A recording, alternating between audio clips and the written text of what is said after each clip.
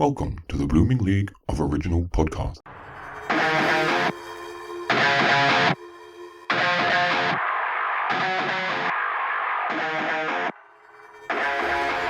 G'day and welcome to an extra arresting edition of Thrash and Treasure, the torture chamber musical comedy podcast where a metal gladiator challenges a musical Spartan for Caesar's love and salad. And speaking of gladiator, what? I hardly knew her, because I'm Aaron, and I can't do it alone, so I'm joined as usual by my very own American expat Spice Girl, because I spice with my little eyes, someone beginning with M, midlife crisis Spice. It's Matt the Quizmaster. How's it going?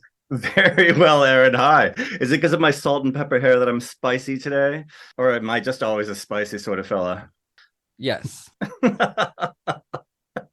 Anyways, guess what? What? We have Australia's leading legendary diva tangled in the cell block today, and given he's such an exquisite purveyor of fine laughs, do I really have to write this comedy intro? I mean, look at me. No, really, look at me. Give me the blood running free as we both reach for the time capsule for a time warp and pick a hit to razzle-dazzle us at the world's worst circus. So let's jump to the left, then step right around the bend into the affirmations afoot as this admirably affable Aussie has arranged an astronomical ascent into Australian arts after appearing in an alarming array of awesome acting appointments on Aussie airwaves and amassing an awe-inspiring amount of audiences all around the earth. So all I care about is being in a little bit of good comedy company as this funny honey put the gossip in Kylie Mole, the mumbles in Colin Carpenter, and the cons bananas in Marika, while secretly buttering up my own best friend, Nurse Pam Good Sandwich Lovechild. And speaking of matron conniving bitch, I'm Aaron, and me and my Spice Baby are joined by a certified male bright star of stand-up, stage and screen who's so full of class, he leaves laughter on the 23rd floor. So please help this pair of classless chaps say a huge local g'day, then blast all that jazz, and since good things come in glass, why don't we serve up some homebrew to the bouncers and throw a toast to celebrate the importance of being Ernest, Roxy, Chuck, Finn, Glenn, Gary, Glenn and Ross, those funny guys who tempt us with their jokes and jingles. But just as comedy comes, tragedy goes, and in Camino Reality TV, with stints on Rove talking about your generation, QI Live, The Spec Show, and Who Does He Think He Are, as this all-star squares with our crackers torture chamber full of bad eggs who shun the law of the land, so get a squizzier society's underbelly where it's open slather.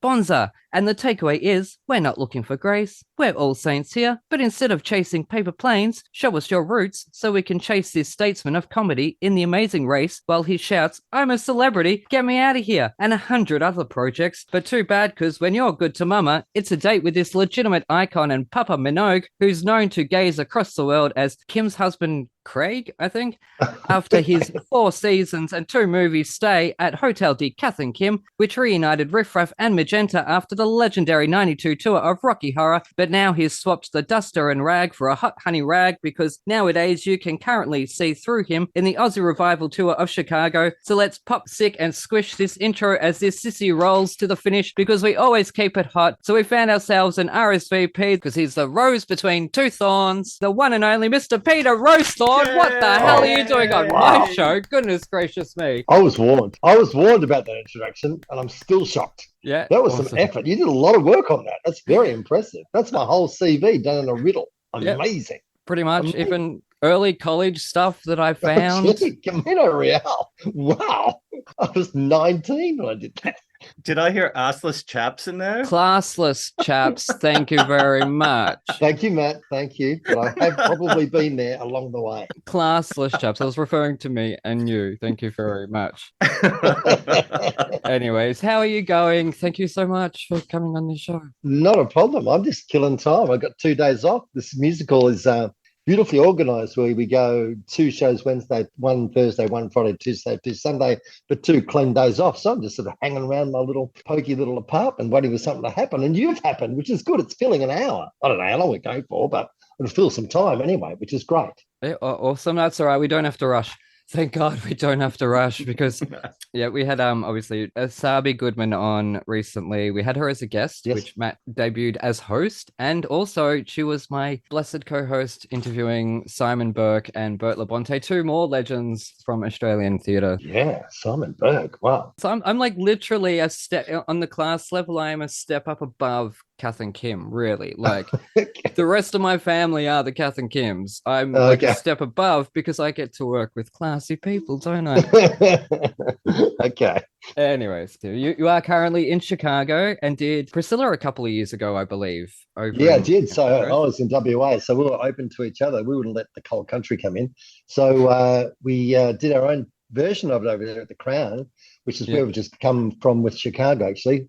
Big ass theatre. And it went nuts. I think it was a really good timing. Everyone wanted to get out and be together, and we were mask free and all that stuff. So we were kind of it was just great. And I played Bernadette, which is a really great part because it's got all the good singing parts, got all the pathos, got all the hero moments. It was just I had a ball, and I was a beautiful looking woman. I was drop dead freaking gorgeous, and and had a ball. Just had a ball doing that. I wish we did a national tour of it, but wasn't to be. But there was a little window there where the eastern states people would come into the west, and my mother got to see me as a beautiful woman and had a proud moment at 93 years of age seeing her son completely frocked up, just rocking it.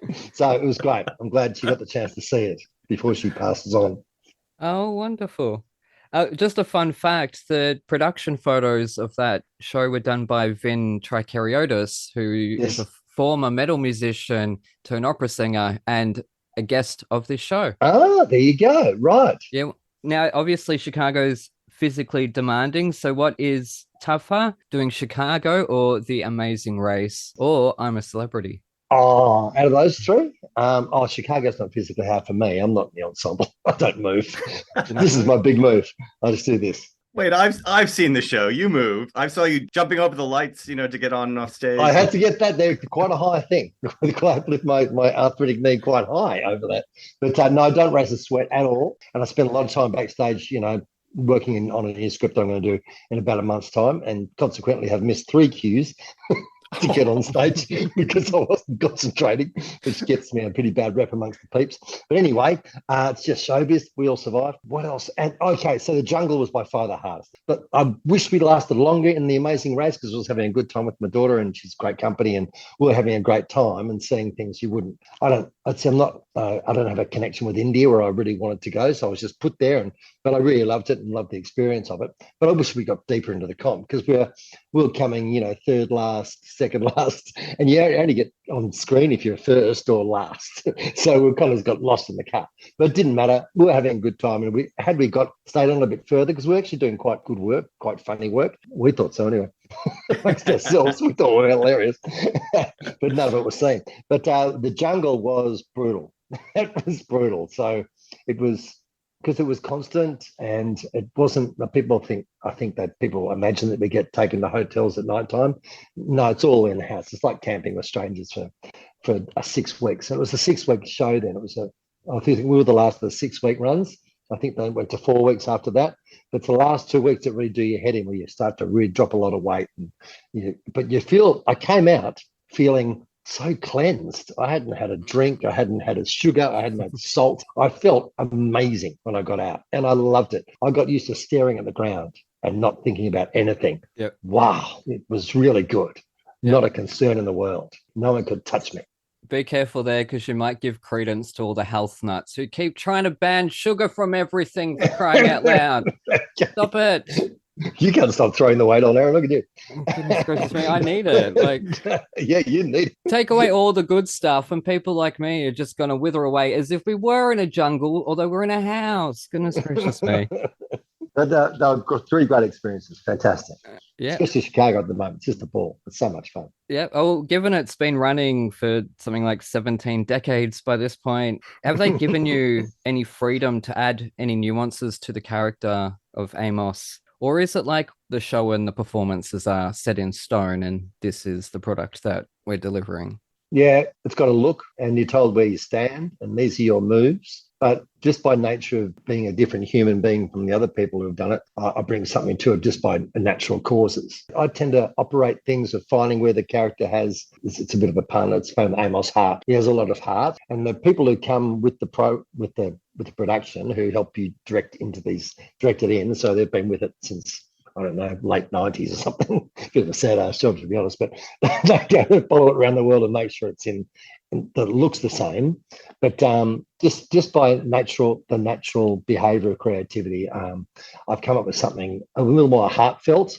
So you can play him like a robot if you want. You can play him like non-associated, emotionally and detached kind of person he's meant to be kind of a non-character, invisible, but I sort of make him a bit more vulnerable and a little more likable across the board. So my favorite response is, oh.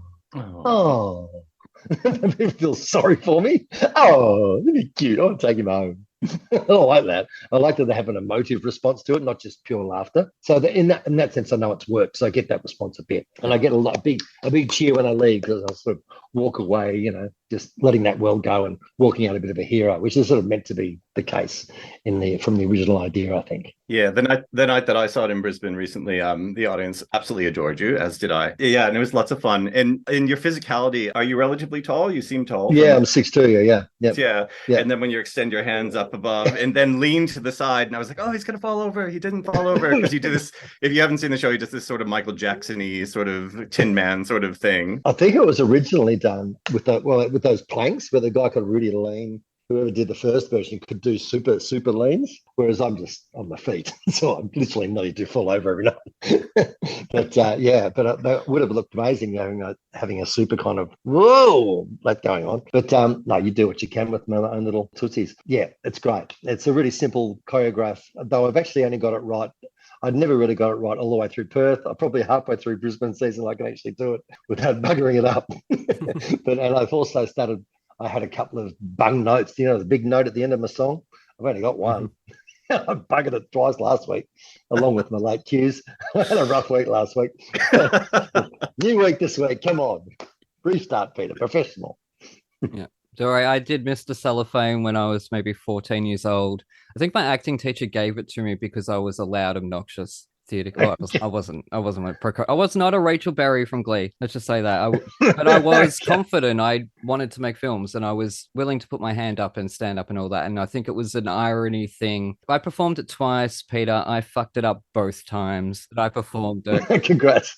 Because I could not sing. I couldn't sing, but I was willing to. I put my hand up to do whatever I could to gain that experience. So sure. I have no idea what you're talking about, though, because I've never seen the production. Oh, okay. Not the revival. I've seen the movie, so I know the story. And I know that. But obviously, famously played by John C. Reilly, who should totally come on this show. Yeah, he totally will. I can feel it. And he did a weird mannequin thing in the film, didn't he? I didn't really see the film, so clown. Yeah, clown. A clowny kind of thing. Yeah. Which is a choice. Sure, it's a filmic choice. I went with the film. Yeah, it didn't really go with the song. So. Yeah. But anyways, Matt, you've got a question about Chicago, and then we'll move on. Well, I do. I mean, I have lots of questions about Chicago, but this particular one has to do with my good friend Asabi. Yep. Your dressing room is next to Mama G's. Yes, it is. So on a scale of 1 to 10, how much of a diva has Asabi been backstage? I love you, Asabi. That's so mean, Matt. How dare you? She's not a diva. She's got a beautiful voice. I can hear her beautiful voice just floating out of her room every night, singing songs. She sings Cellophane and makes me embarrassed because I go, oh, jeez, that's how it should sound. That's a really good voice. But look, she's a beautiful person. She's lovely to be around and loves showbiz. She's a lover of the biz. So, and is embracing her time in the sun. She's doing a great job. Definitely. I mean, I've known Asabi for quite a while, and it's nice to see her finally get her due as a singer on the stage here. But I did notice that but she stays on the stage a bit more than you, even when she's not singing. Like, how the chorus hall sits in the chairs. Yeah, she does. I'm not allowed to be seen. Oh, I'm not allowed to be seen. But so when they're sitting in those chairs, they never look at me. They're not allowed to look at me. Oh, really? Yeah, that's why there's one scene where Anthony Warlow's singing the end of his opening song. All I need is love. And I come on as the dancers leave. So I'm actually standing there during his last note. And it's meant to be this thing where I'm just invisible to everyone all the time. I just come on at weird times. I don't know, it's how it was choreographed originally. So no matter who's sitting in a chair, their eyes are never on me. And I try to distract them and get in their grill. It doesn't work. They're all good actors. It's like when the conductor can't sing. Well, if you wore those assless chaps from the introduction, Hey, come on. Then people will be looking up. Then there's applause. I object. It was classless chaps. It's written down, and that's what the words that came out of my mouth. I know it. I have to listen back over it and make sure. But that's what I said. All we heard was I hope. Godfathers. All we heard. We have a PR company listening this week. Goodness gracious me. We have to do good. Anyway, so speaking of Murderdolls, we're going to move on to the metal now. Well, here we go. Matt. Come on. yes. So this week we listened to and I reviewed. Nope. No. Follow your script. If you could pick. Speaking of, okay. Before I do that, if you could, I was like, it's so small, I can barely read it. If you could pick your, great. Okay, so we're talking about. I'm with you now. Okay, we go. Is everyone with it? There's people listening to this, We printed these off so tiny, Pete. If you have a look, like we can barely read them. Oh no, I couldn't read that. Yeah, no, I couldn't read that. No, I've rejoined the conversation. So yes. So speaking of Murderdolls and rock bands and metal bands, etc., if you could pick your craziest, most over-the-top rock star rider, what would it be? What would be that thing about your rock star rider that would set you apart from everyone else? Oh, very good at not being anti-rock. I don't have any backstage requirements at all. But if you could. I asked for warm water. Warm water, please. No. Oh, God, alarm bells ringing. No, it's okay. All right. I'll Ding, ding, ding, ding, ding. I'll change it for you. Thank you. I will have. Sorry. I put a ban on water a long time ago. I'd say that a long time ago. So everyone would be like, bottled water. Oh, cool water, warm water, iced water. Fuck the water. We want your ultimate craziest. If you can if you walk away from there and people go, man, they were a diva. They needed lambs singing a choir of Ave Maria in your dressing room. That's what we want. Okay, I need tequila. I need a lot of tequila. Well, I need a good bottle of tequila. I need a $300 bottle of tequila straight off the bat, like a really good one. Yep, awesome. No ice required, because I'll drink it neat. Nice quality beer to go with that tequila to sort of, to hurry it down. If someone was going to be really naughty and said, hey, who left this cocaine here? Come on, this is ridiculous. I would probably have that after. I wouldn't do it before work because I'm more sensible than that. But that's about it. I don't think, I'm not really, I'm 61 years old. I'll probably have half a glass of tequila and go, oh, God, I've got to go home. But no, I love tequila. That's my favorite drink. So, make sure some tequila's there. And maybe, I don't even like snacks. I don't like snacks. I don't hate eating before work. So, no, I can have tequila. That'll do. Yeah, it's not that wild. It's not that wild, I know, but Yeah, no, that's fine. It's a $300 bottle. It's a demand. Yeah, that's it. Something. Thank you. Yeah, thank you. That's it. It's not going to Liquorland for a $30 bottle. Can you even buy $30 alcohol in Australia anymore with No, you can't. No. Ridiculous prices. Asabi wanted kittens in her dressing room, so maybe you could have a kitten serve the tequila for you. You diva. Wow. Sure. Have my tequila strapped to the back of a kitten. I can figure that by its nice tummy and pour it like that. Have you had much experience with metal, heavy metal, glam metal, new metal, industrial metal, et al.? I did some touring in the early 90s with a band called the Meanies. You know the Meanies? Okay. And I did that. And they were with the Gurge on the Regurgitator. They were on the same tour. And so we toured a bit of country Victoria with them. I was doing comedy in between those bands. They're not as heavy as you might like. My eldest daughter, we went to Sound Waves, I think, in Perth. And she would have been 13, 14. So there was quite a lot of thrash bands on there that day, which I have no aversion to it. But then again, I'm not rushing to it. It doesn't make me go, I'll turn it off. I can't understand what they're saying. I don't have that opinion. I quite like the tracks you sent me. I quite enjoyed listening to because they're pretty funny, especially one called "Fuck." Fuck. He just says "fuck" the whole time. You sounded just like my parents and Peter, although usually they go, "What is this shit? Turn this bloody shit off." That's what I get if I listen to punk or anything. Yeah. No, I'm happy to listen to it. Yeah. It's great. Oh, awesome. I like the energy of it, and I would like to know. I went and saw. They're not these are no in no way heavy metal, but I went and saw Grinspoon recently. I nearly got to the mosh pit. I nearly did, but I got terrified because everyone's like 35 years old and they're really getting into it and being quite brutal in there. So, and I have seen, what's the name? Is it Parkside? Is there a band, big Australian band called Parkside? They're called Parkside. Park Avenue. Park Avenue. Oh, wow. 100 and something episodes of this show, I learned something. Yeah. But they just they had a fantastic concert clip of them, and they had those outrageous people running around in circles, going like on stampeding in front of them when they're on. Nuts. I would love to be involved in that if I was a bit younger. But with my wonky knee and all, I'll get trampled to death. Yeah, pretty much. I was in a slam pit when I was 15, 16, 17, 18 in the punk days, and we were like, I'm tiny. I'm medium height. Like, I am breakable, and I was already broken when I was doing that shit, but it was all the alcohol that we were drinking. It was the $3 pints and stuff like that of alcohol, not the $300 tequila. We were getting the jugs and the pints. So anyways, fantastic. This week I chose Murderdolls because I thought it sounded like they'd be locked up in the Cook County Jail. Okay. Yeah. So I picked the album Women and Children last. So Matt, you review the metal this week. I do, as I often do, because I'm such a metalhead, which is not true because I'm a total musical theater nerd. Yeah. Defeats the purpose of the show for you to be a metalhead and to review the metal. That's true. This is the concept of the show. Yeah, I should probably learn that after being the host for a while. We haven't recorded in 2 months. That's true. It has been a little while.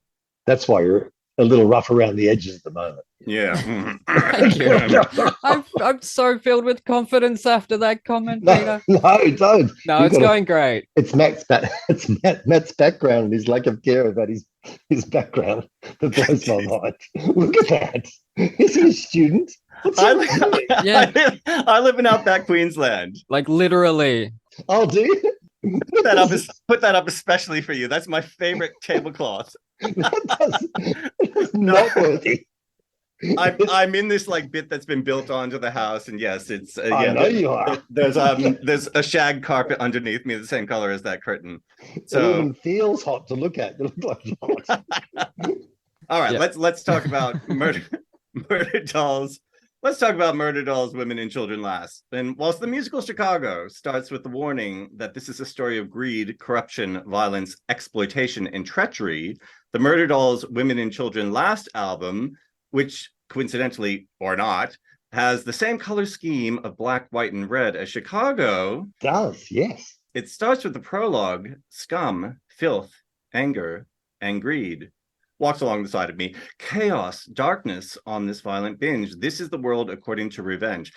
And as my knowledge of metal grows and grows, and I have now listened to about as many metal albums as I've hosted this podcast, which is probably, I don't know, maybe about 12, but that's okay. I am coming to the conclusion that Broadway musicals and metal albums are cut from the very same cloth. This is my theory. And as much as I like and much like an oft-repeated revisical, Murderball's list of musicians from When Slipknot's Joey Jordison and Wednesday 13 started the band has grown, stalled, been replaced, and been revived. And that was just in the beginning. That was just between their first album in 2002 and this album in 2010. But I digress. I'm wondering what these young men's mothers thought when they heard lyrics like Chapel of Bloods. Now don't be afraid as I mutilate you with this blade. Your body is lace in a pool of blood on display. But perhaps I'm being judgy? At least I could understand the words, so I am judging their diction and giving them decent marks. But then, of course, as if to answer my question, the very next song, Bored Till Death, presented me with the most repeated word on this album, and it's one of my favorites, which I used to say constantly during my time in New York. Well, I can't say the word due to obscenity standards on this podcast, but it rhymes with mother. You could say fuck. But it rhymes with mother plucker. Oh my God. Oh, that's a musical sensibility, not being able to say fuck. God, the song was prolific. It was very good. It was a good song. I tried to do a count of, the number of times that they said the word, but then it seemed pointless, really. It said about 6 times in that song, and then throughout the various other songs. But with the poetry of lyrics, like I've got an obsession with Smith and Wesson, a gun for those of you who don't know. The album is sounding more and more like a musical to me, a little bit Rodgers and Hammerstein, Oklahoma. This is followed by the banger Drug Me to Hell, followed by several other songs that offer kick-ass guitar, drums, and vocals. The storyline does not get any cheerier, but here on in with track titles including Summertime Suicide, Death Valley Superstar, and My Dark Place Alone, and Bloodstained Valentine. I think we've got the point. Which brings us to my favorite track in the album, though, Pieces of You. The lyrics are decapitated. Next, I'll amputate all the things that I hate, but there won't be anything left of you. Or, oh, she laughs and she cries and she begs for her life. Oh, how romantic. Oh, beautiful. It sort of sums up marriage perfectly, actually, when you love someone so much that you just want to cut their heads off and cause them as much pain as possible. And with Valentine's Day coming up on 14th February, depending on when this podcast drops, either in the future or in the past, I'd really consider giving this album to the person that is particularly special to you. One of the songs does quote Santa Claus is coming to town, and another uses the lyric supercalifragilisticexpialidocious. So if your sweetheart loves Hallmark Christmas movies or Disney films, there is no getting past this album for the romantic musical fan in your life. Okay. Perhaps. I think I got the gist of the album, which is that I'll mutilate and torture you, my darling motherfucker, but only if you really want me to. So, what was my overall impression? Well, it wasn't the most enjoyable metal album I've ever listened to in the 2 years or so that I've been occasional host of Thrash and Treasure. But if metal is your thing, it is not a bad place to start. Like I said, the vocals and the drums and the guitars are pretty kick-ass. So start at the very beginning, a very good place to start, and give it a listen with headphones on if you live with mom and dad, or else they may be making a quick appointment with a therapist so you can work on your anger and horror issues. I'd say 3 out of 5 stars for me. Always book on middle of the road with that. I got 3 tracks in before I had to go to the Apple store and my whole life fell apart. But I enjoyed. I was on the train. I was listening to it on the headphones. I found it melodic. I found it quite an easy listen. I didn't find it a grind to listen to. And then, because I got through the fuck song, which I think is funny because it's just a funny concept. Because Billy Connolly will talk about using the word fuck. It's just a great word, has a great sound, and it hits you as a word and feels good to say. Has a beat to it. Yeah, that's right. Yeah. So it was just I felt like a novelty song, that song. But the earlier sort of I'll cut you, blood you up, but I found them quite lyricky, quite comical. I find that funny. I don't find any of that intimidating. I find that hilarious. Yeah, well, not like I wasn't pissing myself. I was like, it was the best. It was like, oh yeah, it's cute. Whoa. It was camp. It's camp. That's what it is. It's camp. It's dark campness. It was. Yeah. It was very camp. Because Wednesday 13, who is he the singer? What does Wednesday 13 do? He certainly wrote some of the songs, lead vocals, studio guitars, and bass. And he was in a band called something about a drag queen. Frankenstein Drag Queens from Planet 13. Was his horror punk band from Charlotte, North Carolina. There you go. So the guy's got a sense of humor and rolls with it. I like that. I like that a lot. I think it's good. I love that you printed off the Wikipedia page there, Matt. Oh. That is hilarious. Hey. Yeah, no, okay, just a few notes on your review there. I love how you put a disclaimer about swearing, which is funny because it's only when I'm talking to you that I realize how much I swear, because you don't seem to swear at all. Ever, and I hear how much I swear, and every time I'll get off the phone to you, I'm like, fuck, I swore a lot during that call. And again, Ian, I'm so sorry for all the language in the show, and also the album choice. I picked these at random. I was trying to be thematic. I was trying to be smart. You said the color scheme of the album. That is what you call appeasing the PR company. I was very smart about the decision. I just didn't know the content of the album itself, which is part of the joy of this game. And I think why PR companies are maybe hesitant to work with us. I don't know. I think there's definitely there's a relationship between the darkness and Chicago, without doubt. There Color was, scheme yeah. aside. There was, yeah. It was very camp. I got that. It was comical. I thought it was pretty crossover. I think they were going for stadium choruses. Summertime Suicide and Nowhere, I found myself singing along out of nowhere. So I therefore want my own Summertime Suicide now, because I'm literally singing along to metal with, like, after a couple of listens. It wasn't after 20 listens this time. It was literally after 2 or 3 listens. Those lyrics were so radio friendly, I guess, in a way. It did come across a little bit as novelty, yes. Now, if they were trying to be serious, this album come across as very dorky. If they were trying to be camp and fun and silly, then I totally have fun with it. So it really is a difference between 2.5 and 3 stars here for me, because if they're trying to be serious, they end up dorky, then 2.5 stars, edging to 2. But if not, then a 3, because that fun was there despite these horrible lyrics, which I'm so sorry. But if it was trying to be serious, then I do hate it. So I don't really know, and I can't ask without offending.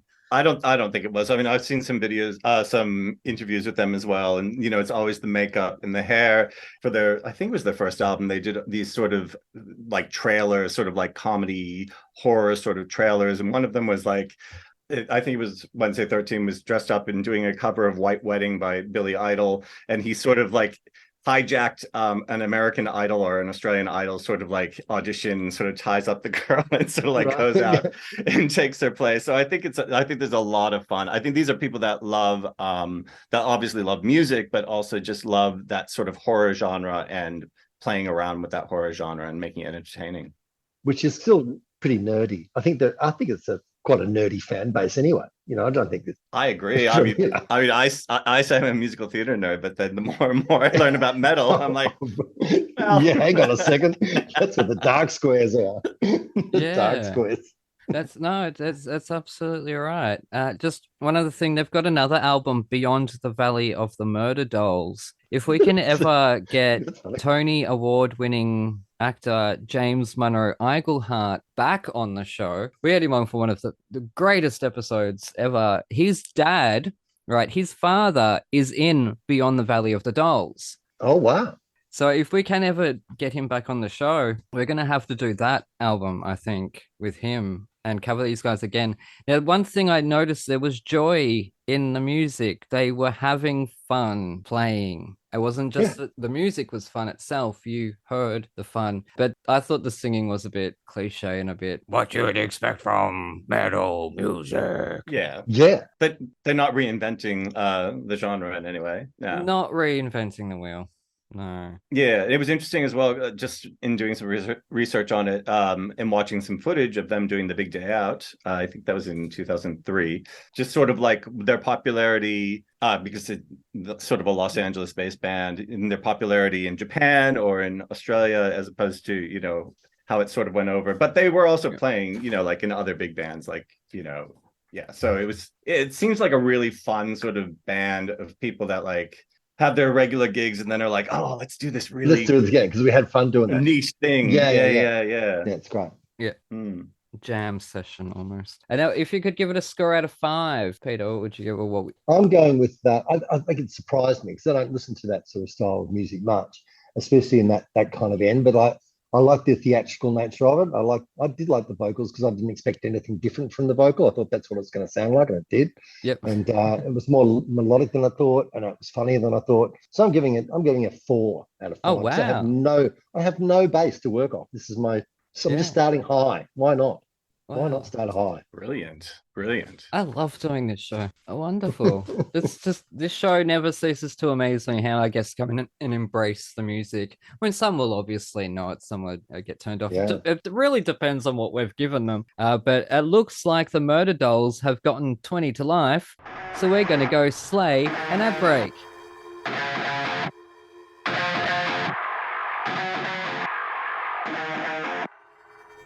From the producers of Thrash and Treasure, around the world in 80 plays, starring the adorable Lizzie B and Alfie Parker, and featuring the star of the show, Dolly the dog, They'll take you for a trip around the UK, exploring the rich arts and cultural history of the UK and Northern Ireland. Here is a sneak peek.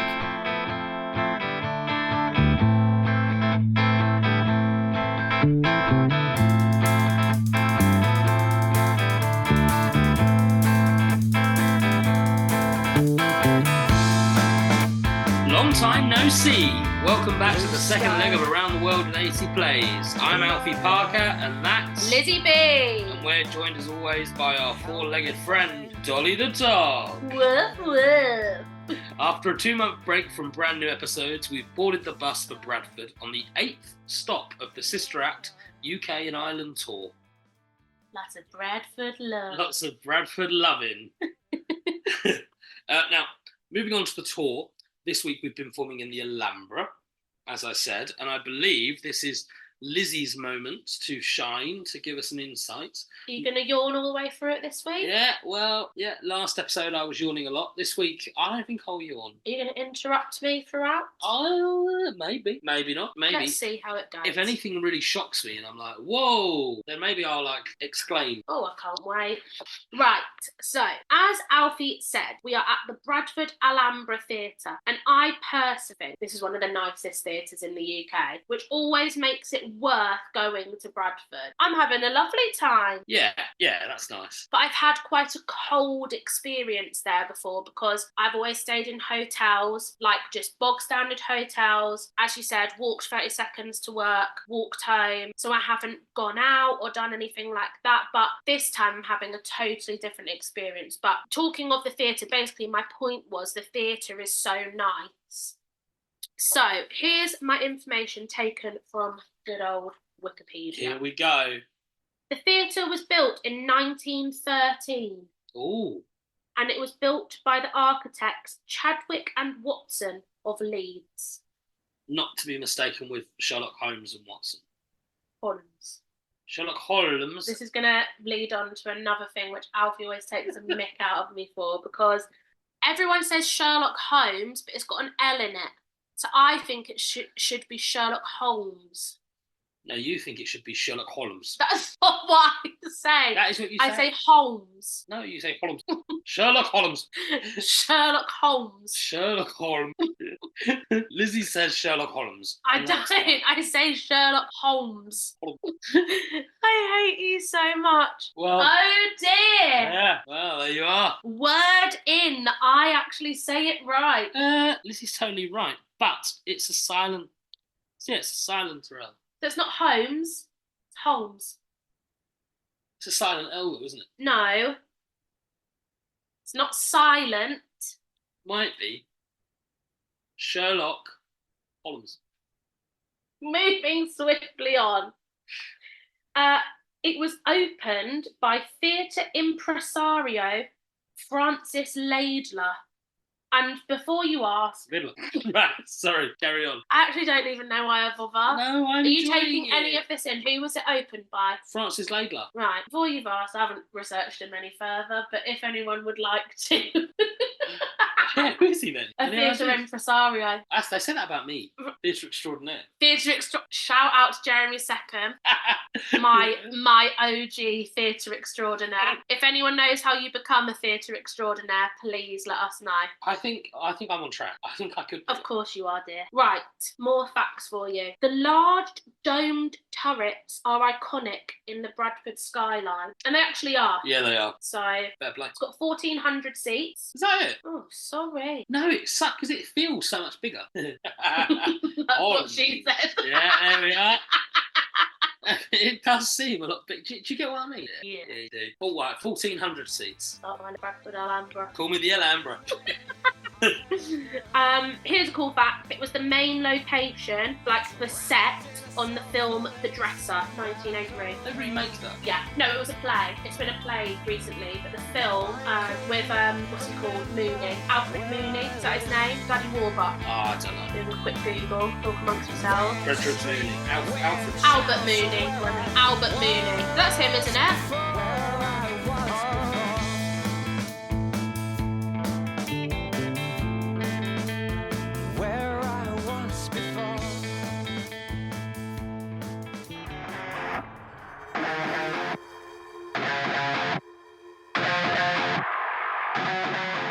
And we're back with Thrash and Treasure. I'm Aaron. That's future zombie Matt Young. Hey. And we've headed over to Fountain Lakes because we're joined by the incomparable comedy legend Peter Rowsthorn. Oh, it's a pleasure. With Chicago currently running in Brisbane, then Melbourne in March. Now, before we move on to the musical, we're not going to ask much. We'll talk really about Kath and Kim because obviously you guys.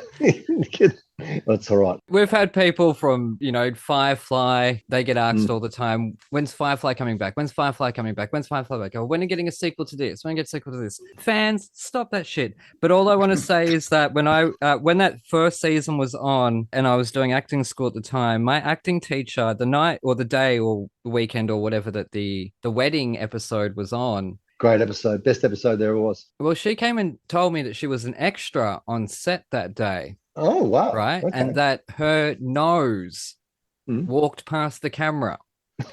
I've watched that episode 20 goddamn times. She's full of shit. I have not seen her nose anywhere. I saw her nose every weekend for 8 years. Katrina, I love you, but your nose was not in that show. Sorry. So I thought I should bring it up with someone who was. Sure. Okay. That works. I didn't notice the nose either, to be honest. But, exactly. Yeah, but that was the best episode out of all the series and the film. That was the one. That was the best one. Yeah. In my Velcro's, there's lots of great bits, but that as a whole episode, that's the best one. Yep. Awesome. Oh, wonderful. Hey, we won't bog you down with questions about Kath and Kim. Well, no. Speaking of other, shows with two leads, Roxy and Velma in Chicago, which one of you would you be, Roxy or Velma, and who would Anthony Warlow be? I'm just imagining Anthony probably leans more towards being a Velma, but he's got clicky hips. He could never do it. You can't do a cartwheel. I can't do a cartwheel either, so it's going to look ridiculous. But I think I would be Velma and he would be, what's her name? Lucy. Roxy. Roxy. Yeah, Roxy. I think so. Yeah, because I think Roxy's sing is a bit harder and he's got a great voice. And I think he'd be able to sing. He sings, how well does he sing, Billy Flynn? He just sings it so beautifully. It was heavenly. It was so good. He's so beautiful. He's very charming in that role. Very charming in that role. That is one set of pipes. Yeah, beautiful. Yeah. But look, I'd loved watching it because I was on the floor because Amos doesn't do anything. He's just never on stage. So to sit there, I hadn't really seen Chicago prior to doing the musical. I'd seen little glimpses of the movie. My daughters are watching something. Well, I said, "Oh, it's Chicago. It's great." Whatever. And so I just I was seeing it live every day, and it was just I loved watching the girls on the floor. They were really good. And I think obviously Lucy was more match fit because she'd been doing Mary Poppins and had sat in that world for longer. And then Zoe would come from my world, would come from a different kind of a telly angle, but obviously had a skill base there as a dancer and probably, and it's can obviously sing. Yeah, it was just interesting to watch. And because when you're sitting in production, you can feel it getting tighter and better and better and better. Whereas suppose when I did Rocky Horror Show years and years ago, it kind of unwound. We got too loose at it and just got long and we bogged ourselves down with extraneous humor and, just making it about us, which was ridiculous. But this runs like a tight machine. It's got to run at a certain click. And we've sort of got it in that zone at the moment. And if those girls control all that, they control that rhythm and that tempo. And along with the ensemble, of course, who are incredible. But interesting. Great to watch them. Great fun. Right. So the wigs didn't influence you in any way whatsoever, or Lucy's wig didn't influence you in any way? Well, you see, I had a beautiful wig as Bernadette, which I think is better than any of the wigs I see in front of me. So I rocked out a beautiful Bernadette wig. But I like my favourite wig. I've got a few favourite. I love the one. There's a girl called Scout. Who has the part where she says, "He ran into my knife 10 times." That part. She's got a beautiful kind of Carol Brady. It's got a little fleck through it now. So they've worked on it a bit.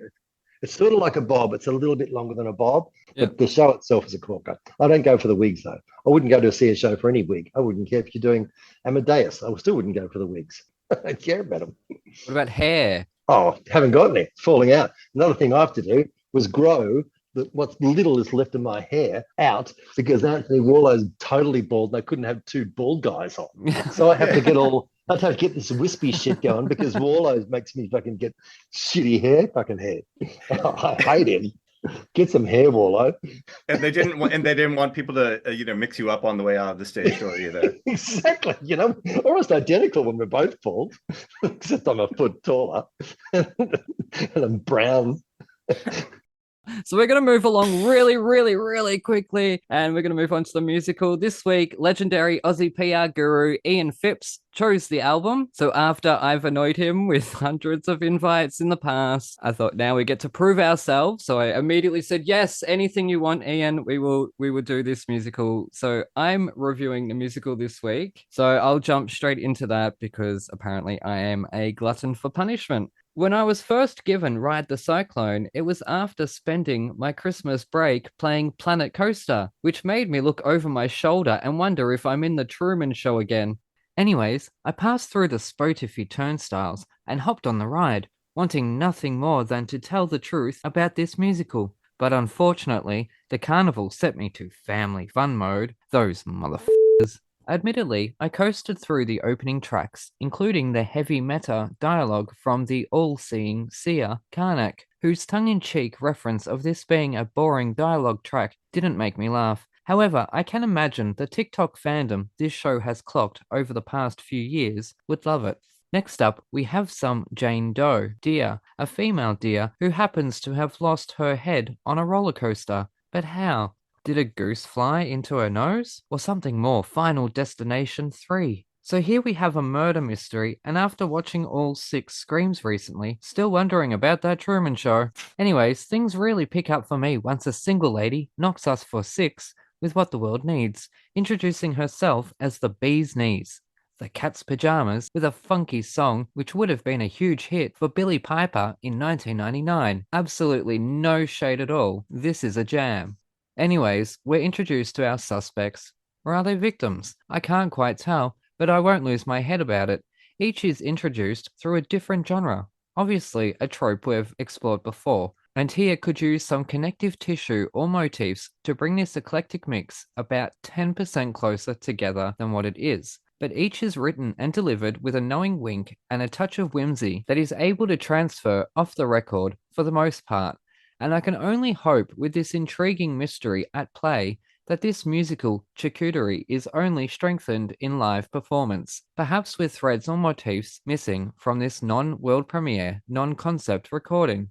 Although I'm slightly lost with plot, each expertly crafted song manages to sweep me up in its whirlwind and leaves me wanting to hop on the ride again. If, for one slight issue, I found it more of a mystery, with comedic elements that maybe I'm too old for, as the humour felt too esoteric. Like it'll read to its obsessive fans, but maybe not the average audience member who isn't in the know, and nor should they have to be. So for that, 3.5 stars. There's so much intrigue that a few inversions and a steep drop may have put more of a smile on my face. Question: Are they actual songs, like top 40 songs, or are they actually songs that just sound like top 40 songs? They just sound like. Oh, yeah. Okay, so it's not like I Juliet that literally uses other people's songs. No. Okay, cool. So they're just done in that familiar sound, pop sound. Yeah, okay, I got it. Yeah. It does need to tighten the screws a little bit. So listen to me telling other people where their work is wrong. Anyways, that's your job. That's your job as a critique, though, isn't it? That's what you do. True. You're allowed to be mean if you want. Yeah, I never want to be mean for the sake of being mean. I always need to back it up with this is how I think it could be fixed. And look, no one has to take my opinions at all.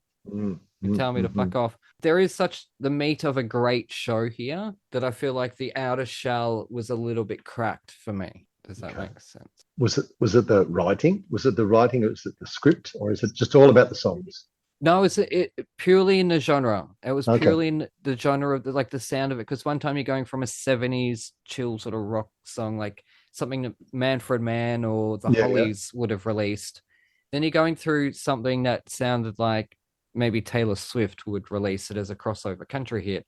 Okay, yeah. Or pop hit. So like the last album was a bit crossover. This one was too much. Right. So it's a genre thing there. I think that when you're bringing that pop radio sound onto the stage, it takes it away a little bit from a musical identity in the sound. Did you watch it? No. Do you think it just needs to you to be in it to be actually watch it? Yeah, and that's why I Yeah. thought I would enjoy it more seeing it because of the story. It's a murder mystery.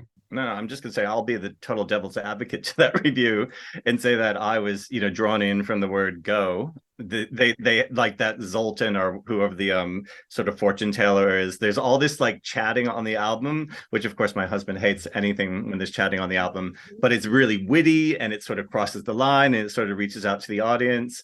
Whatever, but I was all for it, and I like the story, like the storytelling. It made me really want to see the show. It made me really want to see a physical show, because and then there's this song where the guy sort of describes what it would be like if he had been a French prostitute back in the day, and then there's the auto-tune song and all this sort of stuff. So I thought it was quite clever. It's Canadian, so Canadians have they have a sense of humor as well, that maybe doesn't translate to you, Aaron. But having grown up in North America, I was really digging it as well. Yeah, and I think it's like I kind of really appreciated towards the end of the album as well how it sort of goes. It one of the characters hasn't really said much, and then all of a sudden she really gets to tell her story, and and I appreciated that too. So I thought like there was dramatic tension in that as well. So I'm quite a fan at first listen of this album, but I thought it was heaps of fun. And I know also my son, who, because a lot of people might be familiar with this album through TikTok apparently. I'm not on TikTok, so what do I know? I'm like, I'm some middle-aged guy. But my son, who was not really a musical person, that's how he knew about Six. That's how he knows about a lot of musicals. Yeah. And so Ride the Cyclone, I think, is one of those things that, I don't even think they constructed their sort of TikTok following. It was sort of like this song sort of came out, and then all of a sudden people were like, what is this? And then this fanatical fandom. Again, we were talking earlier about with Murderdolls or with this horror rock genre as being a bit niche. I think that this sort of actually fits straight into that, and it covers some of those same macabre and sort of underworld sort of themes that we've been talking about with Chicago as well. So I reckon, I'm excited to see it. In plot, I don't think in sound it did, because it was too disjointed in genres. And it's entirely possible to do a mix of genres and have a fully conjoined show. Look at Joseph and his amazing Technicolor. There's no U. Technicolor Dreamcoat. It's American. Well, there's no U because it's a brand name. I went through. Remember Eurovision? They did the Aussie song Technicolor, but they put a U in it, like making us look stupid to the world. Thank you very much. Anyways, sensitive Aaron again. Sorry, I ranted about that for weeks, Peter. Poor thing. Oh. She did her best. She did her best, and there's this asshole bragging that there's a U in it. Anyways, I'm shutting up. No, I just thought, in sounds that package wasn't sold in this album. Right. In story, yes. I love a good murder mystery. That's all right. I love it. I literally have the Scream mask sitting right next to me. That's how obsessed with horror movies I am. But it's sort of more of a Cats. It's sort of more of a Cats sort of, or a chorus line sort of thing, where it's really a competition about like who's going to be the one chosen to go to the other side. So I'll give it I'll give it leeway in terms of plot or dramatic forward motion, because it is this competition for all these people to sort of be chosen, and they have to choose one of them. They have to choose each other. So it's sort of like, I don't know how you get voted off. Stubborn to get me out of here if you get voted off the island. But there's that element of competition, which I think audiences love. That's why shows like Cats are popular, or Chorus Line. Possibly. And the Hunger Games. Hunger Games, great. Is that a musical? No, but it technically is with a chorus line when you think about it. Okay, yeah, right. Okay. Sorry, it's going to be, actually. It will be musical. Someone's writing it at the moment, apparently. I bet they are. Yeah, so look, the show intrigues me. And I love theme parks as well, like actual theme parks, like Yeah. Disneyland, not just So do I. carnivals. Yeah, I want a Mm. themed park. Okay. I want to see it. I didn't even listen to it. I want to see it. Oh, there you go. Just because you have differing opinions. Well, there you Yeah. go. That's our job here on Thrash and Treasure, to That's right. spark debate. Exactly right. Yes. And what a debate it was. I find the whole thing like really charming. I can only judge this by the album because I haven't seen a pro shot and I haven't seen the production, although obviously it's going to be premiering Yeah, that's exciting. at the Hayes Theatre Company. Is that what it's called? Yeah, Hayes Theater. I guess it's called. Do they call themselves company? Hayes Theater. Yeah. Hayes Theatre Co. Yeah. I know that should be. I mean, it should be very exciting. It's got a good production team. Richard Carroll and Victoria Falconer, who do wonderful work. So this should be really exciting. Yeah. So it's going to be at Hayes Theatre Co. Yeah, it's a great little theater. I've actually done a couple of shows there before it was the Hayes. I've never done anything at the Hayes. Hayes, hire me. Yeah, but it's a great little theater, and I think for a show like this, I think it's going to be a really perfect space for it. Actually, Really? You wouldn't want to see the roller coaster on the stage? No, small ensemble cast, playing playing multiple roles, I suppose, but they're playing their roles, but they all sort of fill in for the chorus as well. So I think it will be lots of fun. Well, that's I'm such a big fan of theme parks, and although as I'd said, I'd been playing Planet Coaster. I was actually in a musical called A Haunted Taxi Ride at La Mama in New York when I was really young. I don't think it had any relation to Ride the Cyclone whatsoever, but it was about a haunted taxi ride at a theme park. Oh, wow. I played a ghost. I was a dancer in it. I was a ghost. That's like that, what was it, that Superstar Limos ride or something that was that? Was it like that? I've never heard of that, but maybe, yeah, possibly. At Disneyland that they took it away. It had like Drew Carey and Whoopi Goldberg and all the celebrities from the 90s in caricatures. Superstar Limo, I think it was called. Was it like that? Because those caricatures looked haunted. I can't remember. I just remember it was sort of a love story. You know, there was a boy and there was a haunted taxi ride and there was a girl that he was trying to, woo. It was very innocent. This guy was anyway, a singer for the Hufflepuffs or the Huffle Waffles or some sort of a cappella group at Yale. Anyway, I digress. Back to Ride the Cyclone. Yeah. Anyways, where is my segue? Because I'm going to throw us to an ad break. And where is my segue? Well, it looks like the carnival is over. Come through, Judy D, as we seek out an ad break. Do you get those references, Matt? Yes. Judith Durham. Seekers. Very good. We do not need to call immigration. The carnival is over. This will be our last goodbye. See? Didn't she die recently? Yeah, she did. Oh. Yeah. Did she? Yeah. Beautiful voice. Yeah, beautiful voice. Anyways.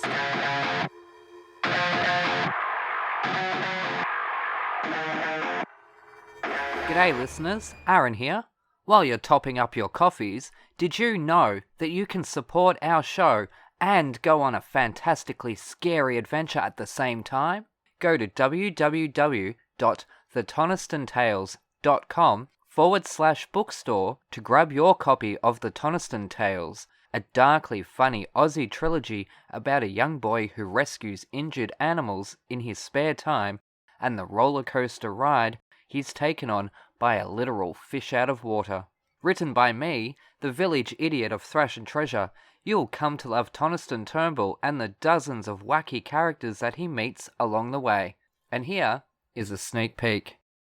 Landing with a thud that echoes throughout the whole cottage, Toniston instantly rips off the manky shoes gifted to him by Milfred and tosses them into the corner behind a blue barrel. Without a second thought, the bully races down the hallway to the backmost room of the house and leaps behind his uncomfortable makeshift hay bed, then waits, and waits, and then waits some more, until finally, what seems like an eternity later, muffled growls start vibrating through the thin walls of Cubpaw's cottage. He tries to control his breathing, but his heart is racing way too fast. Toniston ducks down further. Nothing should be able to see him, but he can't be sure they won't smell him.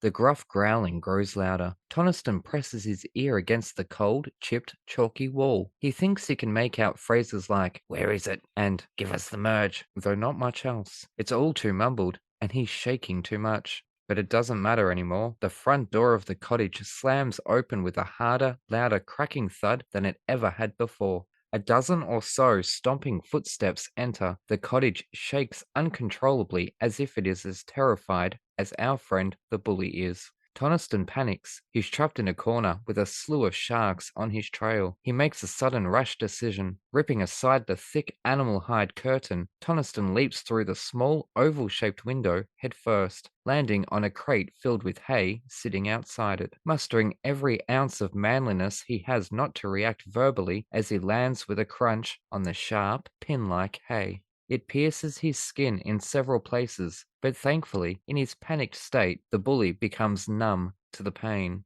Counting his blessings but not his chickens, Toniston struggles out of the crate by throwing his legs over and levering himself up, causing the coral underneath his feet to snap. He loses balance and tumbles.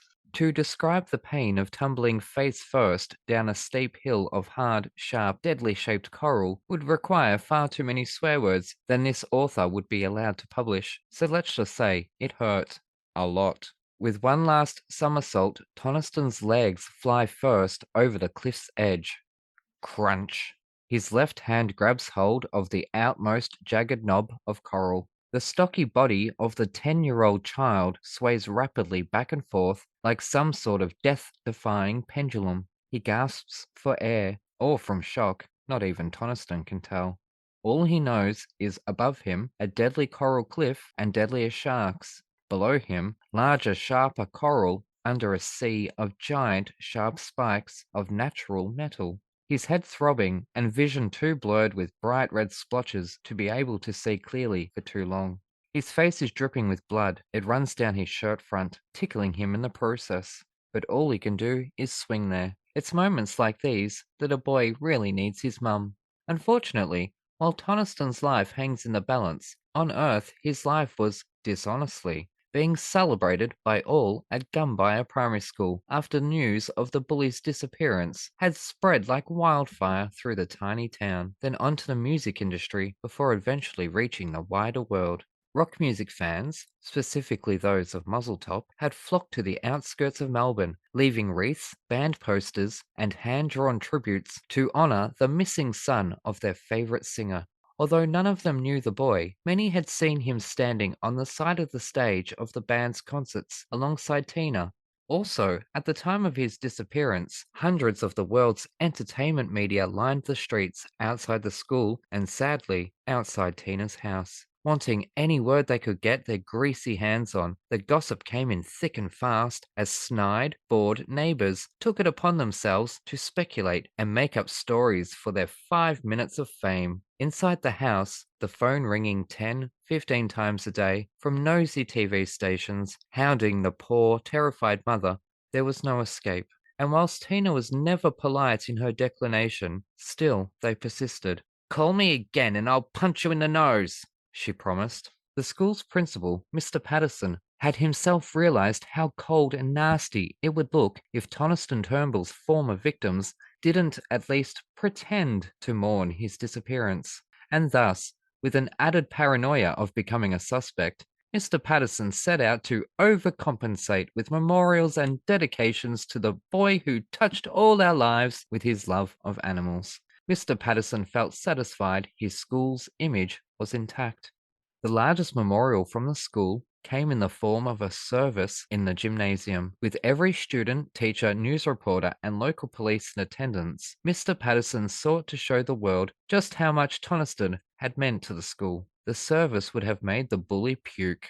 From the awful school choir butchering his least favourite songs, to the obnoxious releasing of the white doves, Mr. Patterson may have been satisfied his memorial service paid tribute, but Toniston is far too cynical for that. And yet, whilst hundreds of people sat on the cold plastic seats in the Gumbaya Primary School auditorium, not one person in attendance truly knew Toniston when he was around. But all alone, In her large house, the animals all shunned outside, Tina Turnbull sits with her umpteenth glass of wine, ignoring the umpteenth phone call from friends, fans, and family, but most sad of all, wondering, for the umpteenth time, what she could have said to her only child to have brought the two of them closer together. A now broken photo of Trent Turnbull and an infant Toniston only hours after his birth sits at her feet under the table. Tina simply doesn't care about the million tiny shards of glass cutting up her feet. She just wants her son back. And as if joined at the soul, while dangling from the lavender-coloured dead coral cliff face, somewhere in his head voice, Tina's cries are heard by the boy. His face scrunches up, but then it relaxes. I can do this. Grab your copy of The Toniston Tales from thetonistonTales.com/bookstore today. Hooroo!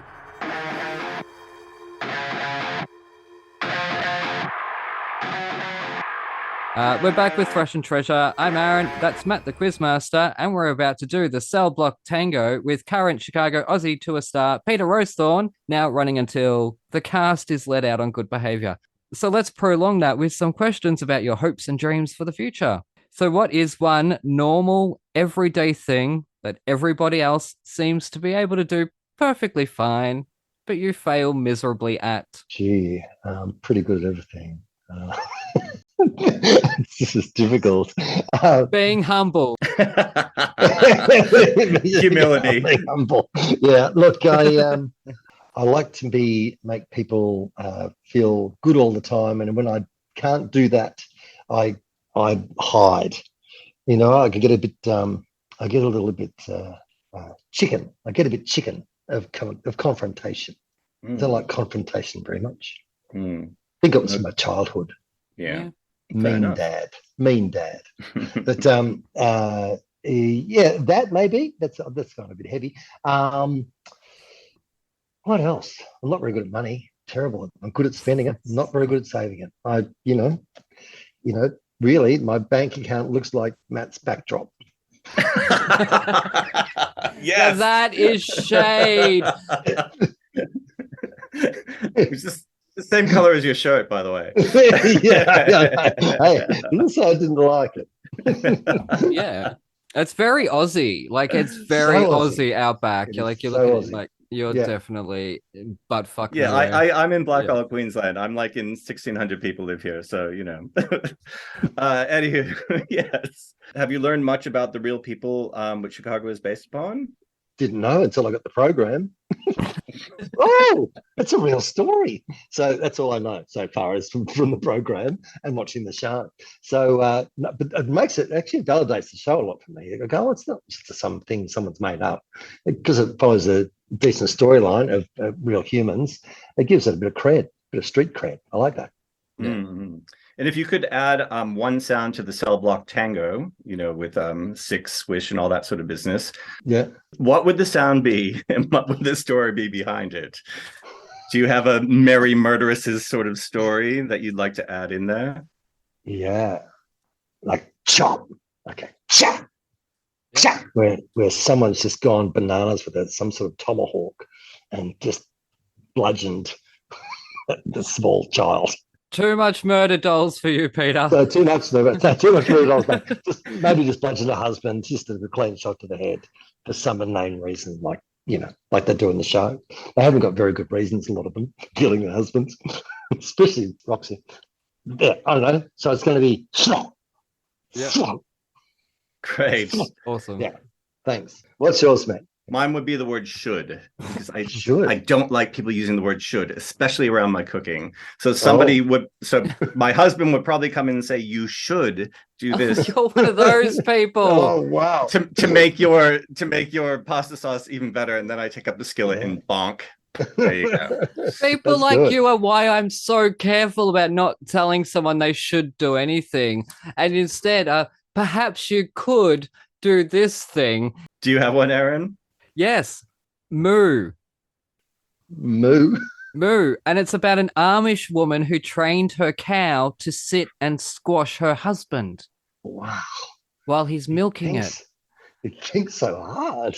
That would fit perfectly. You got 2 months to think about that. That's not fair. I It lo- would fit perfectly. We have had time to think about it. Yeah, a little bit. Yeah. Moo, That's a good one. moo should. Chop. Chop. Yeah, which is the sound of a Moo hatchet should. cutting Chop. into the shoulder and the flesh and the bone and That's it. Yeah. I think they use a Sorry, lettuce. Ian. You'll have to talk to the production and see if we can just add those in. Sure. To call New York. Get out to 4,000 people to get to the. We'll move on because you have got. You're working with this amazing cast, as your whole career has been filled with bloody working with amazing people. And goodness gracious, and you're now on my show. What the hell? Anyways, which of this current Aussie cast, Anthony Waller aside, because we've already picked on him enough. And please come on my show, Anthony, because it would be such an honor. Which of them could you see being poached by Broadway for the long-running revival, as Queen Kaz O'Connor had been after her Aussie run? Did she get poached and taken to New York, Caroline O'Connor? Did she really? Or Wow, London? She would have been great. She definitely did New York. She's so wonderful. Right. Yeah, she's brilliant. Please come back on my show, Caroline. Gee, there's a lot of ensemble members who are really solid, really strong. Asabi could probably hang it in New York, I reckon, in something. Lucy, yeah, look, Lucy's a really good all-round package. She's got a beautiful set of pipes and can move. And she's got a good, nice sort of sense of comedy, I reckon. Lucy's got a nice sense of it. So she's a bit of a quadruple threat, Lucy. So I'm going to say Lucy. Yeah. Out of this mob. Yeah, right. And probably a couple of ensemble members who are dark horses. Could you understudy any of the musicians in the band, or more specifically, one of the features of Chicago is the big band. Do you play instruments? It sounds like you do from what you said earlier, because you've conquered every other aspect of the industry. So are you going to join the Chicago band? No, I can't play anything. I play a little bit of guitar, but I don't play anything at all. I marvel at. I'm a terrible guitarist. I don't know how to. I can play chords, but I have the terrible rhythm hand, so I get depressed that I can't do it. It's annoying. So no, I'll just balls it up. There's not a chance. I did the recorder. Is there a recorder in the band? Probably not. Played recorder at Please, school. God, I hope not. Oh, I hope there's not a recorder. Learn the theremin. Is it the theremin? The theremin. Yeah, you don't have to touch anything. You literally just have no coordination and just hold your hands above the air Just like wave that. it over things. Yeah. Yeah, that'd be perfect. Or the triangle. Everyone can play the triangle. Hey, Jack the drummer's got all that covered. That's it. Now we'll move on. You've done a few reality shows, but unlike our past guest, Adam Richard, you've actually got titles on your resume that you're not trying to erase from it. Yeah, so far you've done The Amazing Race and I'm a Celebrity. So are you going for the trifecta with a third mega hit reality show? Maybe Celebrity Drag Race? I watched The Masked Singer last. I never seen it, so I started watching that and thought, well, that'd be kind of fun. Yeah. But I kind of avoided them for a long time. So when I was doing Kath and Kim, I think I turned down Dancing with the Stars 10 times. And no, I'm not doing Dancing with the Stars. And then I got a tax bill and went, okay, I'd love to go to the jungle. Yep. Let's go. So that paid that off. And then the last one I did because I could do it with Frankie. I could do it with my daughter. So we could, that was sort of charity based. It was just a nice way to go overseas with a kid. And that were my reasons for doing it. So I'm not necessarily dying to do reality television. When I asked Frankie, she said, oh, I'm not sure if I want to do that, Dad. I went, okay. She said, when she went away, she came back and said, it's okay, Dad. I've asked my friends. We've decided that no one watches free-to-air television anyway, so I'll do it. So it wasn't going to disturb her, little burgeoning career that she's got going. But it was a fair excuse. But we had a great time, so I'm glad we did it. Yeah. And what about sketch comedy? Because you've done a few sketch comedy shows, and would you jump back into that, or do you think that that's still something that's valid here in Australia? Yeah, look, it's always valid, but it's because of the digital platforms. You can see so much and just pull it out of thin air and grab it. So when sketch comedy was great in Australia was when there was no internet. So everyone tuned into it, and it became the water bubbler conversations at work were all around the same show, because the whole audience were watching it at the same time, so you could dissect it together. But now everyone's split, and it's really hard to get a sense of momentum about a sketch show, and they're quite expensive to make once you start doing, elaborate sets and going places. I think Open Slather was cost like 200 grand an ep to make, maybe even more. So, and if no one's watching it, you go, that's chucking, it's a lot of money to throw at something and no one's really going to watch it, or you hope someone's going to, get Foxtel to watch it, Yeah. So, there's too much risk associated with it, I think. And then because there's so much endless freaking, funny cat videos and stuff on YouTube or whatever. If you want to be amused by something, just go scrolling and you'll find something that makes you laugh. Yeah. So it's just destroy that world. Unless you've got a show like Saturday Night Live, it sits there and is culturally a part of the fabric of America's, arts world and television world. That's probably the only way to get away with it now, because I think they're just a bit too pricey. But then there's other sort of ways to approach it. I think Thank God You're Here is a really nice way to sort of approach that kind of concept. Is really nice, because you get something that varies a lot but is similar at the same time, and you get your favorite people, and it's great. I love that concept. I love sketch comedy. I grew up with, obviously, the Comedy Company. It was maybe three or four when Comedy Company started, but I was watching it, and I fast forward, and then obviously Full Frontal and Eric, and we had the Ronnie Johns half hour and Comedy Inc. and all that jazz, and then it just felt like nothing. Ben Elton, who you had worked with obviously in Three Summers, he attempted it with his Live from Planet Earth, but died in Australia again. It's so depressing, because sketch comedy raised me pretty much. Comedy Company raised me. We had this Comedy Company book. I don't know if you remember this. If memory serves me correct, it was like a yearbook or a compendium or something. It might have been. I remember the album covers. Can't remember the book. Yeah, I can remember there was a picture of a Barbie doll with a sausage on her head. Okay, right. There was an actual Barbie doll. Right. Oh, right. As well as a pair of Nike moccasins. Oh, okay. Nike moccasins. So those are two of the jokes that I remember from that have literally stuck with me my whole life, Peter. So Nike moccasin is solid, though. That's a very solid concept. I know. I'm still waiting for them today. Bring them on. I'm going to be 40 next year, and I still don't have a pair of Nike moccasins. What's going on in this world? Make your own, Aaron. Make your own. You can do it. Yeah, true. I'll just, get a cheap badge or something and put it on the side. Vaguely remember that book? No, I have no recollection. Nothing. That's a long time ago. That's 40 years ago. Oh, it's not 30. Is it 30 years ago? What is it? 89. How long does that ago? 25 years ago. I'm a writer, Peter. I failed maths 3 years in a row, and then they're like, "See you later, kid. Go live your life." I do all right with maths, but it's that memory has always stuck with me. But just on Comedy Company and sort of sketch comedy and these characters that we've had in Australia, America, UK, and all around the world, really. Recently, there was a play called The Dismissal, which featured another performer playing Norman Gunston. Now, for the listeners at home, we have an actor named Gary McDonald. If you look him up, you'll probably know at least one of his films, Moulin Rouge.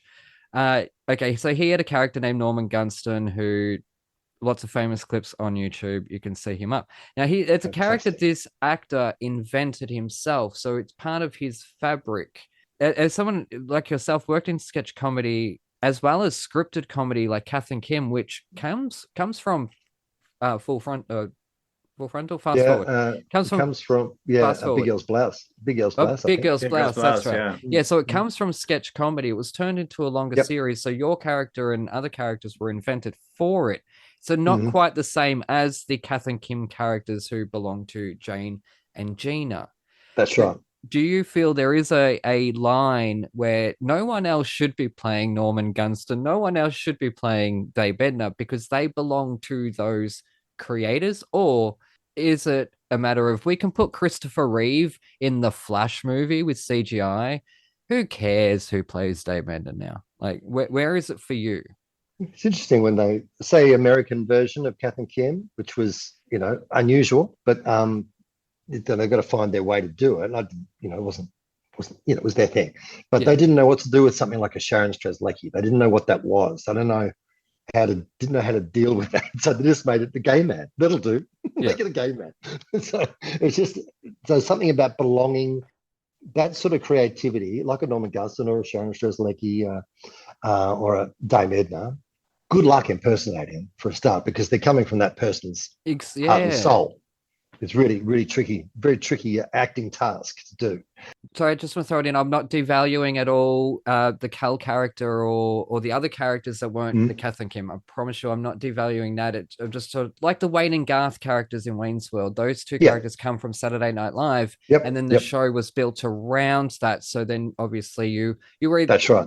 The part was either written for you or whatever the circumstance was. We won't necessarily go into it. So I just wanted to clarify there that I promise I was not devaluing your character or contribution. So yes, sorry. No, I completely understand that. Completely get it. Okay, thank God. No. It's just it's like anything. It's like what's his name? Austin doing Elvis. I loved his Elvis, but some people go, oh, I don't like his Elvis. I thought he's great at Elvis. Because you've got the essence of something, you're generally going to make it, But to get the essence of a Dame Edna Everage is almost impossible, because it's so insane, it's so crazy, and so belonging to Barry Humphries. And same with Norman. He can't. Very hard to impersonate. You can do it roughly, like in a sketch, you could do it, but as a brief moment. But actually do it and for it to hold and say, "This is the new Norman Gunston." It's not. It's just what will never be. Very tricky. Because these characters were living, breathing characters outside of the shows that they were in. Norman Gunston was on the streets of Parliament, or on the streets of Parliament, like on the steps of Parliament. That's what I mean. You know, like, and Kath and Kim did the Logies, and they've done interviews as Gina and Jane did interviews as Kath and Kim. So they were living, breathing entities. Keith Lemon belongs to, I can't remember the actor's name, but Borat belongs to Sacha Baron Cohen. So I don't know, it's a bit of uncanny valley. I didn't say the dismissal, and it's no disrespect to the creators, the actor, or anything like that. It's a discussion on a creation of a performer and a character belonging. But I think in the case of that dismissal in that show, because it was such a moment in history that he was there and had the gumption as Gary to go as Norman stand in the background and just be there at an incredibly huge moment of, like, in America that would never happen. You couldn't he wouldn't have, I don't know, what's a fantastic American character we all love, I don't know. Can't remember one, but anyway, there's a million of them. Tony Clifton, was he? We were discussing yesterday. Wasn't Andy Kaufman? Wasn't there a whole theory that Andy Kaufman didn't die? Oh, that's right. Yeah. It's a conspiracy theory. It's not true, obviously. But anyways, last question, Matt.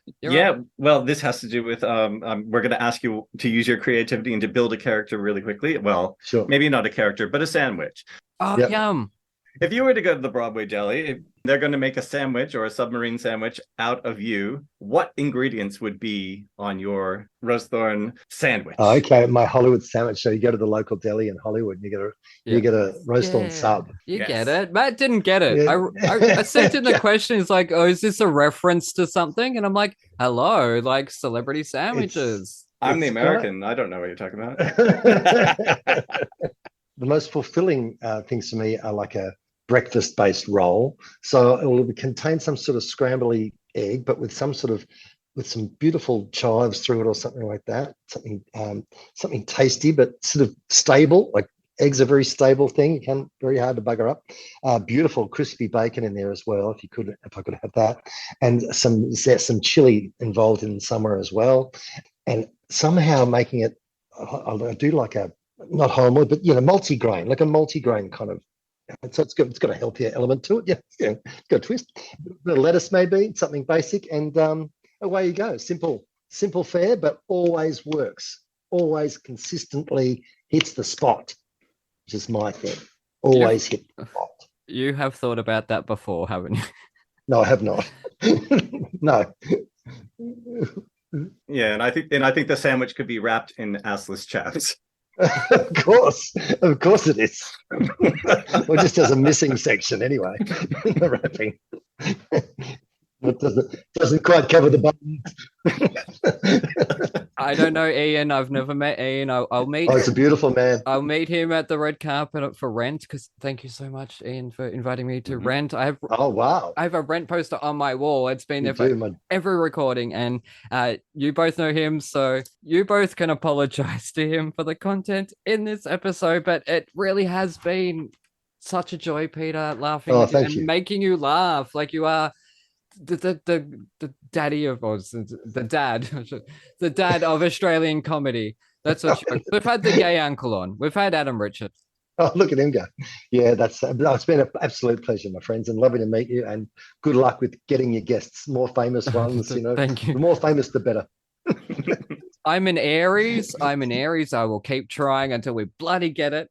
That's it. But anyways, before we let you go, where can people find you on the social medias? I think I'm on Instagram.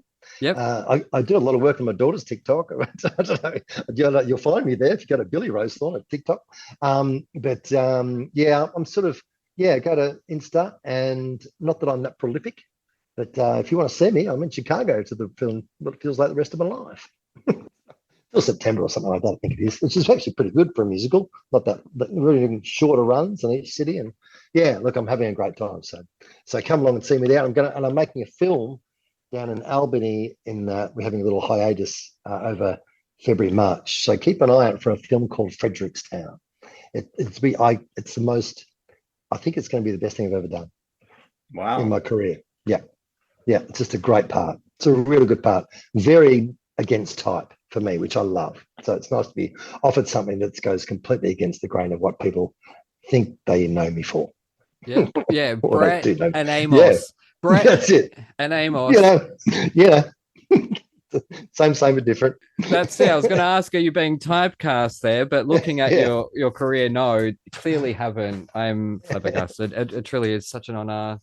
Thanks a lot. I created this show, so for anyone to say yes, I think Ian may have been shocked that you said yes, to be honest, because I've tried so many times. Every time he's doing a show, I'm like, can we get this person? Can we get that person? Hey, come on. And Asabi's good help too. She's a good wingman for you. Asabi's good for putting the word in. Thanks, Peter. Thanks. And tell her we send our love, of course. Yes. Okay, I certainly will.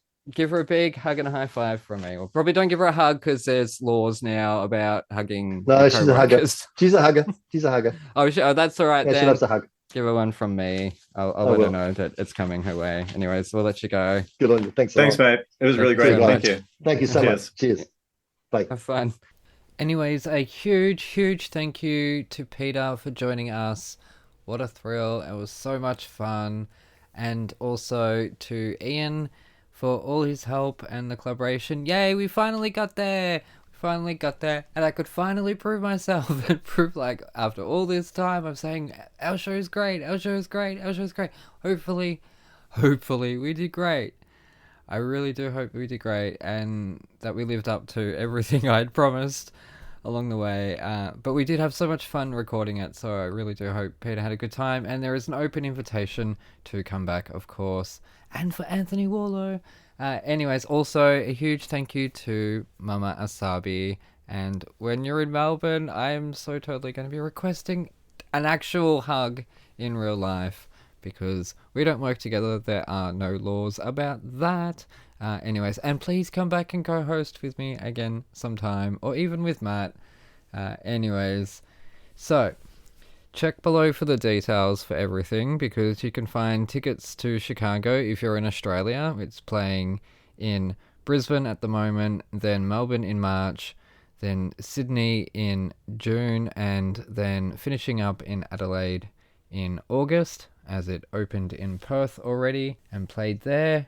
It's also playing around the world, so if you're interested in seeing this long-running hit production, then definitely buy tickets to it. We've had numerous guests on in the past that have appeared in the show, including Caroline O'Connor and James Monroe Iglehart. Anyways, so you can find Peter at Peter Rowsthorn on Instagram. You can find Matt at Matt Young Actor on Instagram, as well as his website, I believe. He's locked his Twitter, so I wouldn't suggest go looking for him there. You can find us at Thrash and Treasure or on Instagram at Thrash and Treasure Podcast. So it's most places as at Thrash and Treasure, just on Instagram with the podcast, or Blooming Theatricals on Patreon. Also, please buy the Toniston Tales and read the Toniston Tales. I did put a lot of work into them, and they are fun and awesome. And one last thing we didn't get to talk about in the episode was Matt has a film coming out soon called The Heart of the Man, or it might be The Heart of a Man. I think it's The Man. Anyways, it's having its world premiere on the 28th of February up in Brisbane. So check his Instagram for details on that. A huge congratulations from myself, Spencer, and Mr. J-Wags to our teammate Matt for that, because not only is he starring in this movie, but his name is on the poster in the credits. So that is pretty awesome. So we are very, very proud of our teammate. And speaking of Spencer and Mr. J-Wags, if you are in New York, you can check out Spencer's New York producing debut at 54 Below, in which he is producing a show, I think called Wolf Pack or something. I'm not sure what it is. So check his Twitter and Instagram for details on that. And Mr. J-Wags, you can check out his work if you go see Second City in New York City, in which he is the musical director of their troupe there. So technically that's the third city, I think.